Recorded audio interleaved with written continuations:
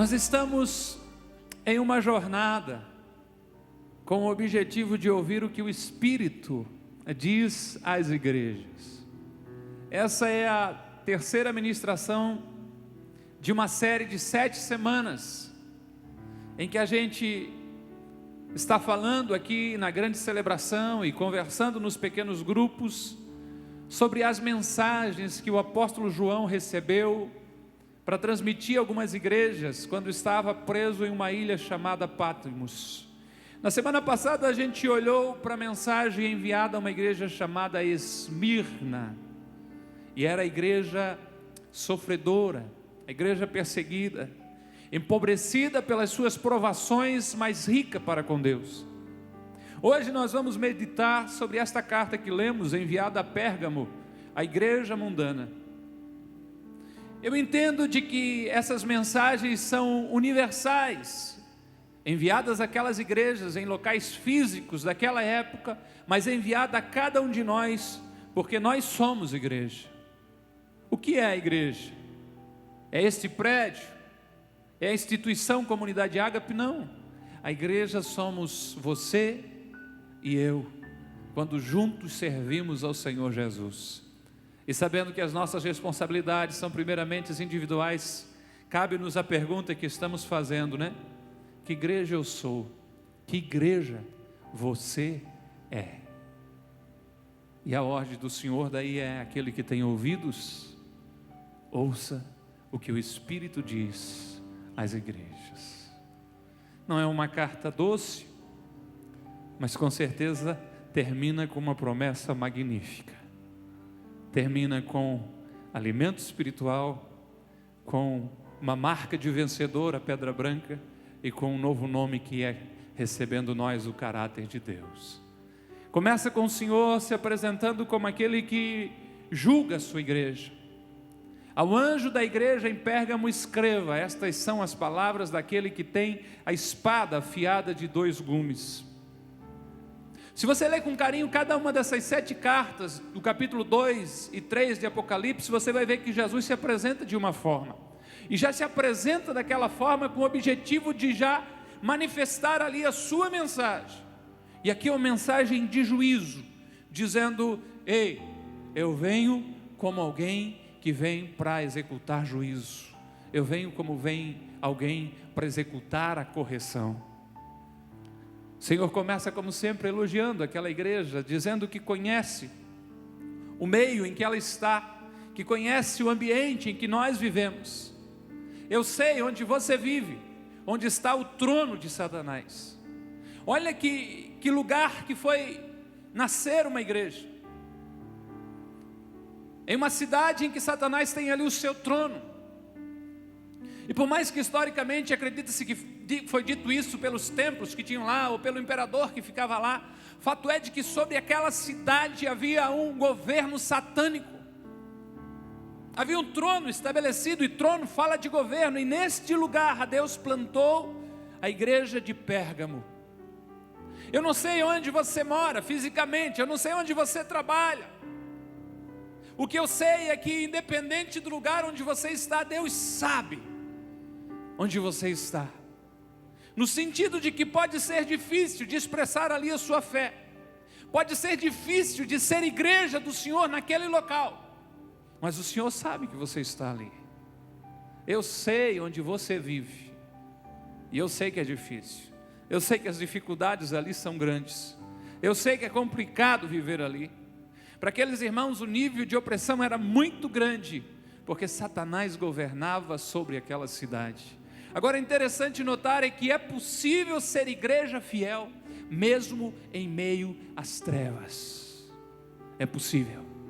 Jesus disse para aquela igreja: contudo, você permaneceu ou permanece, no presente, fiel ao meu nome, e não renunciou à sua fé em mim, nem mesmo quando Antipas, minha fiel testemunha, foi morto nessa cidade onde Satanás habita. Aí complicou mais ainda, Silvio, porque ele tinha o trono de governo e tinha a casa dele ali para morar ainda ali. Não era só como ir a um lugar de governo, como se Tem, né, o governo do estado é Florianópolis, mas não bastando, o governador mora também em Florianópolis, né? E essa igreja, apesar das dificuldades, conseguiu permanecer fiel ao Senhor. Apesar de toda esta treva, deste poder satânico, desse governo ali, eles continuaram fiel ao nome do Senhor, expressando a fidelidade para com Deus e para com a sua fé. Acredita-se que este Antipas que o texto fala, era um dos líderes, alguns até acreditam que era um pastor ou o pastor da igreja, e foi colocado dentro de um touro de bronze, oco, só o formato, e colocado fogo nele até ele ficar rubro, vermelho, e aquele homem foi sendo cozinhado ali, ou cozido ali por dentro, e ele continuou até os últimos instantes da sua vida, adorando e louvando ao nome do Senhor. E o Senhor diz: Antipas, minha fiel testemunha. Meu irmão, minha irmã, nada do que a gente faz passa desapercebido dos olhos do Senhor, nem bom, nem ruim. Nenhum ato nosso de fidelidade para com Deus passa desapercebido. Ao contrário, a nossa fidelidade atrai a atenção divina. Olha o que o salmista disse no Salmo 101, no verso 6: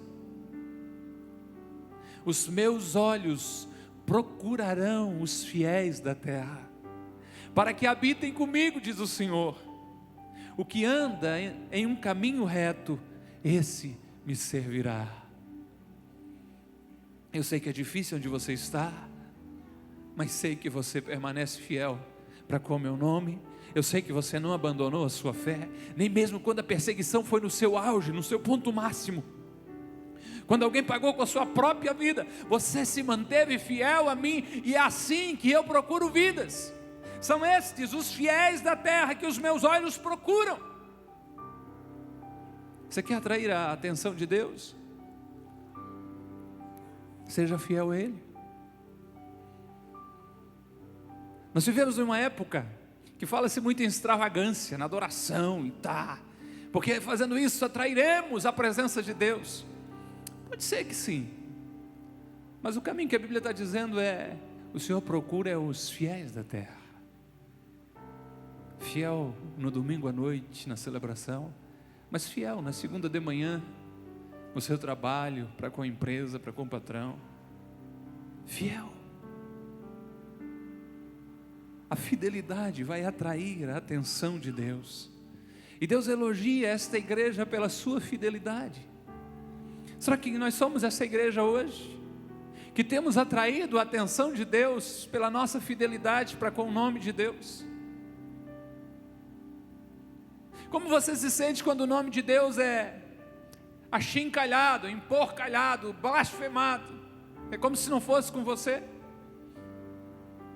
Eu vejo gente defendendo mais o time do que o nome do Senhor Jesus. E a gente conhece a maioria da rapaziada aí, o time que torce, brinca com eles. E eu não vejo problema em torcer, desde que isso não se torne uma religião concorrente com o Senhor. O chamado nosso como igreja, e a pergunta é: somos essa igreja? Que o Senhor nessa noite poderia dizer: olha, eu sei que vocês vivem em uma cidade onde há corrupção, onde o pecado está crescendo cada dia mais, mas eu queria dar os parabéns para vocês, porque vocês têm permanecido fiéis ao meu nome. Parabéns, comunidade Ágape, pela fidelidade, com a fé que vocês têm mantido. Nós podemos receber isso do Senhor. Se nós não pudermos receber esse elogio hoje, a gente precisa estar atento ao que o Espírito Santo está dizendo, porque é o Espírito Santo que está falando com a igreja, e quem tem os ouvidos abertos, ouça o que o Espírito diz às igrejas. Depois do elogio, o que vem? O Senhor é contra a igreja que não confronta o pecado. Pastor, que palavrinha fora de moda. Desse jeito essa igreja não completa nem 10 anos. Se o Senhor começar a apertar o negócio, todo mundo vai embora. O Senhor é contra a igreja que não confronta o pecado. Deus é apaixonado por todo pecador, mas Deus abomina toda e qualquer espécie de pecado. Deus aceita todos como estão, mas se nega a deixar-nos dessa forma, antes querendo que a cada dia a gente vai se tornando mais parecido com Jesus. Vocês já pensaram o que é ouvir isso, que estas igrejas estão ouvindo e que nós estamos ouvindo por estes dias? No entanto, eu tenho contra você algumas coisas. E o cara já se entorta que diz, lá vem chumbo. Éfeso era só uma, você abandonou o primeiro amor. Aqui ele está dizendo algumas coisas. Senhor, pega papel e caneta e vamos ver o que dá. E ele começa a dizer, você tem aí, no seu meio, pessoas que se apegam. Alguns chegam a usar a palavra se aferram aos ensinos de Balaão, que ensinou Balaque a armar cilada contra os israelitas, induzindo-os a comer alimentos sacrificados a ídolos e a praticar a imoralidade. De igual modo você tem aí também aqueles que se apegam aos ensinos dos nicolaítas. Tenho contra você algumas coisas. Aquela igreja era fiel, mas ao mesmo tempo permitia que pessoas apegadas a coisas erradas, a ensinos errados, permanecessem junto com eles. Olha a estratégia do inimigo. Quando ele percebe que não consegue vencer a igreja pela perseguição, ele muda a estratégia e começa a trabalhar para desviá-la de uma doutrina pura. Na minha infância eu tenho uma lembrança de meu pai vestido de policial militar, 3º sargento do batalhão aqui, e ir acompanhar um culto matinal na Canhanduba, às vezes em Luiz Alves.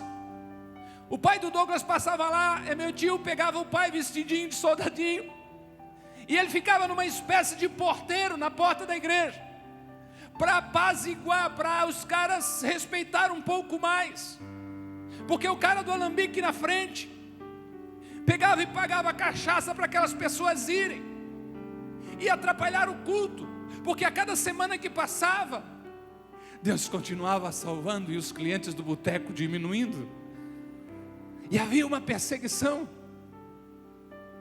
Conta a história de um pastor, amigo de muita gente aqui, pastor Zequinha José Soares.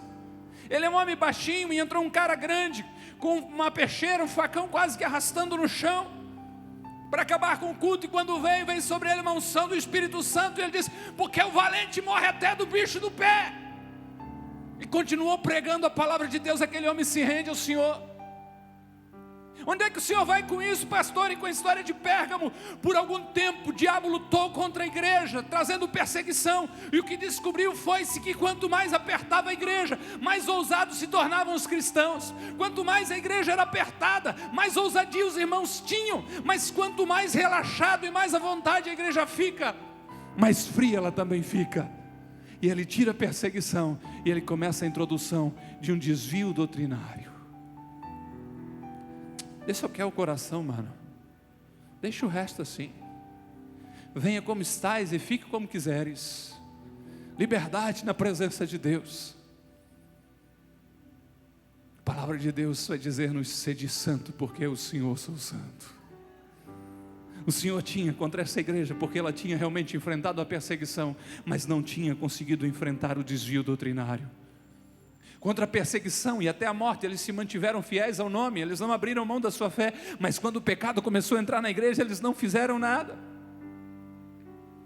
A igreja hoje parece ser contra e não tolerar o adultério, o assassinato, mas há pecados mais perigosos que estão medrando a igreja, que estão invadindo a igreja, que estão vindo: a murmuração, a fofoca, a sensualidade, a falta de amor, a acusação, a mentira, a discriminação. Se descobrir que algum irmão ainda não conseguiu se libertar de algum vício, é possível que todos o acusem. Mas aquele irmão que às vezes tem a língua um pouquinho maior que a boca, todo mundo fica quieto. E o Senhor está contra essa igreja, porque todos os pecados são terríveis diante de Deus e o separam o homem do seu Criador. Para Deus não existe esses pecadões, adultério, assassino e outros pecadinhos menores. Aqueles que andam dessa forma, o Senhor diz: eu tenho contra você algumas coisas. Cabe aqui uma pergunta interessante: quem está influenciando quem? É a sociedade em que vivemos que está sendo influenciada pelo poder da igreja, ou é a igreja que está sendo influenciada pelo poder de uma sociedade que vive longe de Deus? Cabe aqui uma reflexão. A igreja é sal, a igreja é luz. Eu não sei se você já ouviu alguém dizer: esse sal está com gosto de feijão hoje. Esse sal hoje está com gosto forte de arroz. Não, o sal nunca aceita sobre si uma substância de outro, mas pelo contrário, ele a impõe, ele predomina. E quando ele falta na sua presença, o pessoal diz: faltou sal. E quando a mão foi um pouco generosa demais no alimento, passou o ponto do sal. E Deus colocou a igreja como sal, para que este mundo não apodreça no pecado. E a pergunta que a gente precisa fazer é: que igreja que nós estamos sendo? Que igreja você é? Não pensa você porque só vem alguns domingos que você não tem responsabilidades, não. Você é a igreja comprada e lavada com o sangue do Senhor Jesus. Você pode não ser ou não ter 9 anos de comunidade ágape, mas a partir do momento que você disse: eu te recebo, Jesus, como meu Senhor e Salvador, você foi colocado no corpo de Cristo e assumiu uma série de privilégios, com uma série de responsabilidades.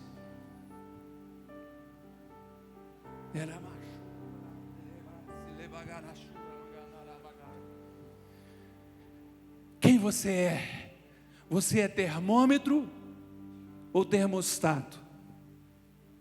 Deixa eu ver quem está aí, quem tem de refrigeração. O Anderson, Luciano. Quem mais tem de refrigeração aí? Qual a diferença entre um e outro? Orlando. O termômetro simplesmente afere. O termômetro simplesmente mede a temperatura. O termômetro simplesmente se iguala à temperatura do ambiente. Está 25 graus aqui. Se for essezinho de mercúrio, ele sobe até 25. É 25. Estamos em 25. 25. O termostato diz assim: não. O termostato faz ao contrário disso. O termostato regula a temperatura do ambiente, determina a temperatura do lugar. Ele pode chegar no lugar que está 30 graus, mas se a gente pôr ele, programar para 20, ele vai dizer: esse lugar aqui vai chegar a 20. Esse lugar aqui tem que chegar a este ponto. Os termômetros são totalmente passíveis e influenciados pelo ambiente. Os termostatos são formadores de opiniões, influenciam as pessoas e os ambientes aonde estão.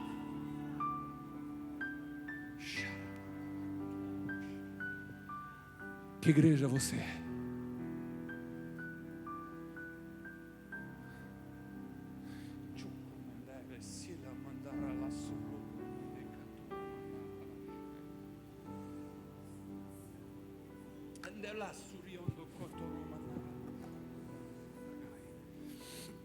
A boa notícia nessa noite é que Deus enviou sobre este lugar o seu Espírito. Aleluia. E Ele é capaz de transformar crentes termômetros em cristãos termostatos, que onde chegam mudam a temperatura do ambiente. Cristãos que se chegam em algum lugar e está se contando piada, vão ter que parar porque chegou a presença da luz.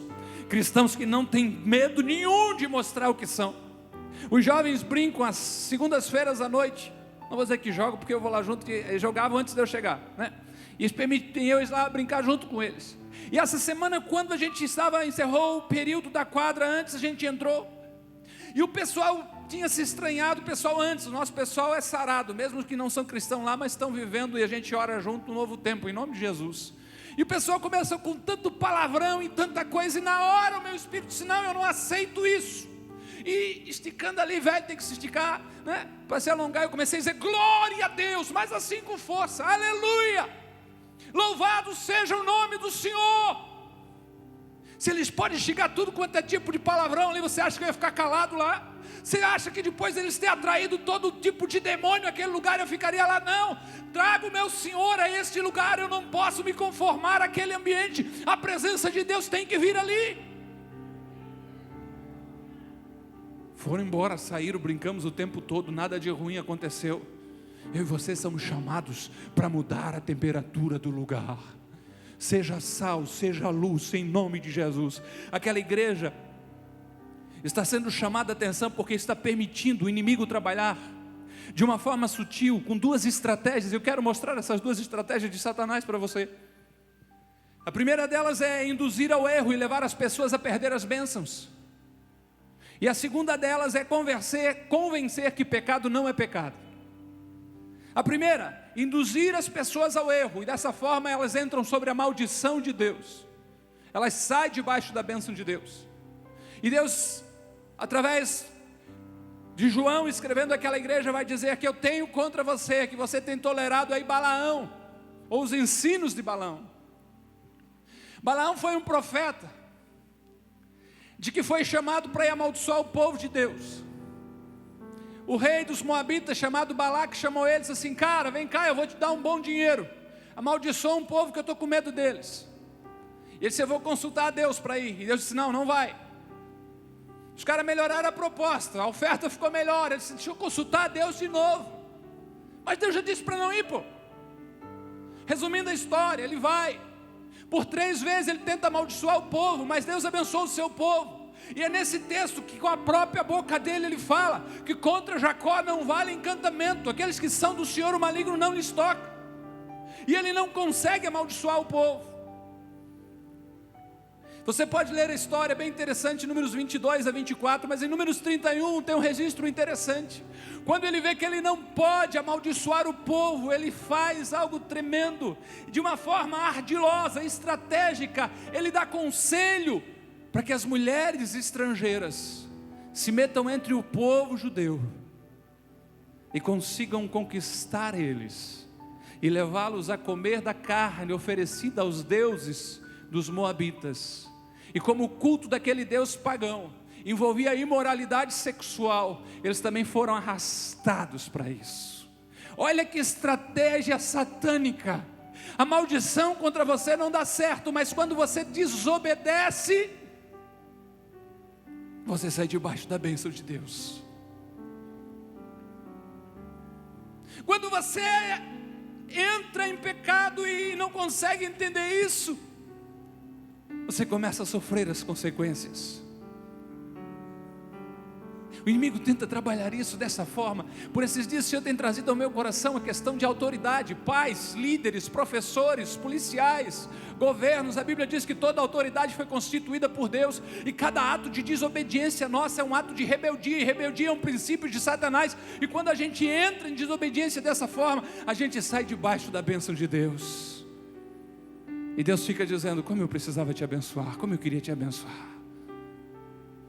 mas você é desobediente. Você não me obedece. O inimigo tenta, e aquela igreja estava acontecendo pessoas que se apegavam a isso, a levar-nos a cair no erro, porque quando caímos no erro, saímos da bênção de Deus. Mas o diabo também trabalha a ideia de convencer de que pecado não é pecado. E naquela igreja haviam os seguidores, pessoas que se apegavam aos ensinos dos nicolaítas. Deus já havia chamado a atenção para Éfeso sobre esta seita. E os ensinos deste homem, ou desta escola, era de que todo pecado feito no corpo não tem problema, não é pecado, porque o corpo vai ser destruído. Agora eu não sei o que a gente faria com um texto que diz que o nosso corpo é templo do Espírito Santo. Como 1 Coríntios 6, 19 e 20. Acaso vocês não sabem que o corpo de vocês é santuário do Espírito Santo, que habita em vocês, que lhe foi dado por Deus, e que vocês não pertencem a vocês mesmos? Vocês foram comprados por bom preço, portanto glorifique a Deus com o seu próprio corpo.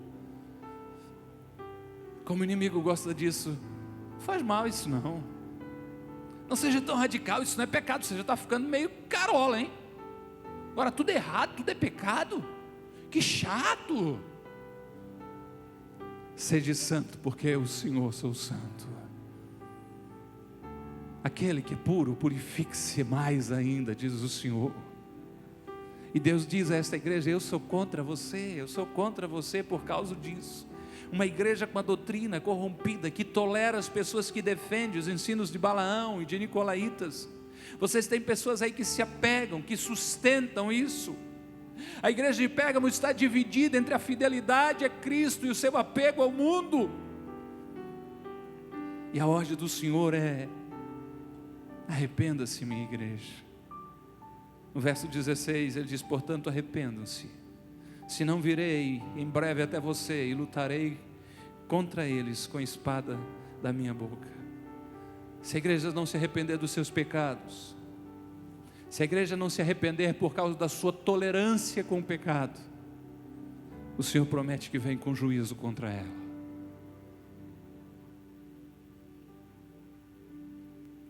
Algo que quem sabe leve algum tempo para a gente conseguir restaurar.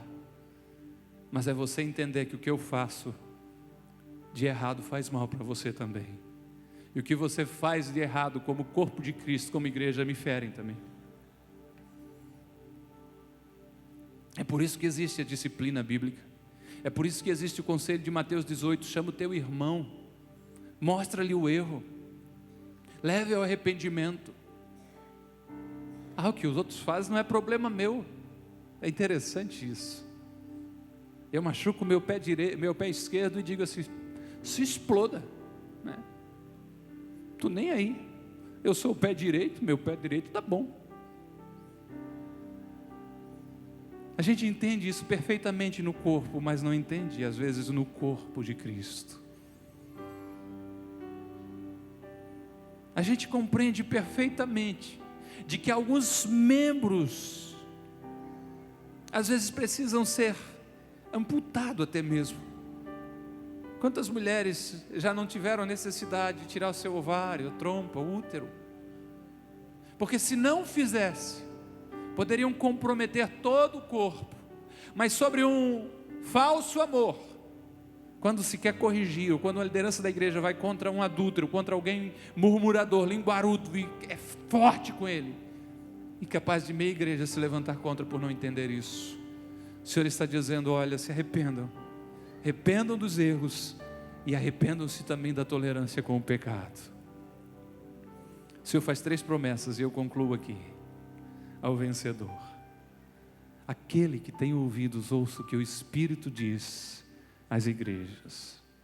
Ao vencedor, e só o vencedor, meu irmão, só o vencedor, eu darei do maná escondido, também lhe darei uma pedra branca com um novo nome nela escrito, conhecido apenas por aquele que o recebe.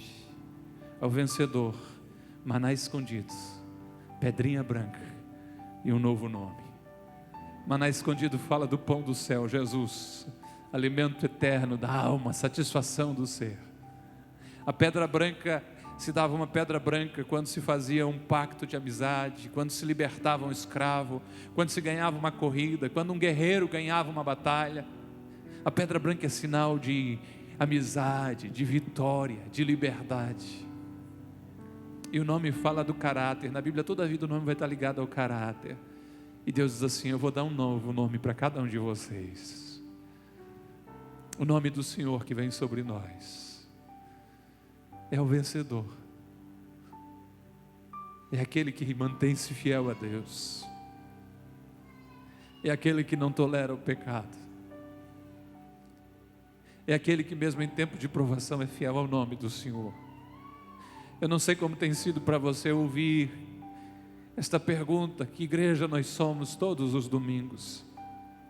Eu tenho orado ao Senhor, eu estou falando sobre isso por obediência, e tenho pedido que o Senhor abra o nosso entendimento, para que a gente use isso como um espelho e diga: Senhor, que igreja eu estou sendo? Que igreja eu estou sendo? O que eu estou fazendo da minha vida, Senhor? Que caminhos eu estou tomando?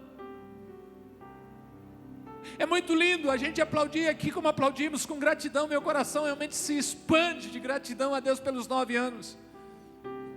Mas se a gente não, como eles se aferravam, se apegavam a doutrinas erradas, não se aferrar à doutrina da palavra de Deus, nós somos mais uma porta entre muitas que existem, conduzindo pessoas ao erro.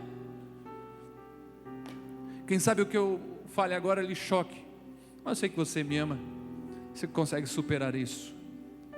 Muitas vezes, pelo que eu tenho visto e ouvido, algumas igrejas eu preferia que fosse um boteco. Toda pessoa que está em um bar bebendo sabe que está errado e precisa de conserto. Mas a pessoa que está numa igreja de doutrina torcida ou sem a verdade da palavra de Deus, acha que está caminhando para o céu quando pode estar indo a passos largos para o inferno. Martinho Lutero dizia ainda que se faça chover milagre todos os dias, se estiver contrário à doutrina das Escrituras, isso não vale nada. Por isso seja a igreja como os irmãos que Paulo elogiou no livro de Atos, os bereanos, os irmãos de Bereia. Será que o pastor está certo que falou aquilo? Vamos dar uma olhadinha na palavra de Deus durante a semana? Será que a música que estão cantando bate com a palavra de Deus? Será que aquela profecia que me entregaram tem ressonância, que concorda com a palavra de Deus? Que igreja você é? Nós fomos chamados para ser a igreja de vencedores.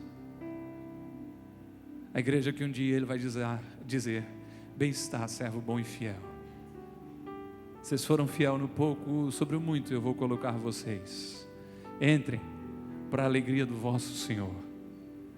Está aqui, ó, o maná escondido. Eu não sei vocês, mas em uma casa de poucos recursos, que não é o caso da casa do nosso pai, mas, né, tentando comparar com uma coisa aqui da terra, a melhor coisa geralmente se esconde para um filho ou para o esposo, né? Vou guardar um pedacinho para o teu pai, antes que eles comem tudo. Nenhuma família acontece isso, só lá em casa, né? Poxa vida. Aí o Senhor diz assim: Ele é massura, malamaramaxai. Lá vem os vencedores.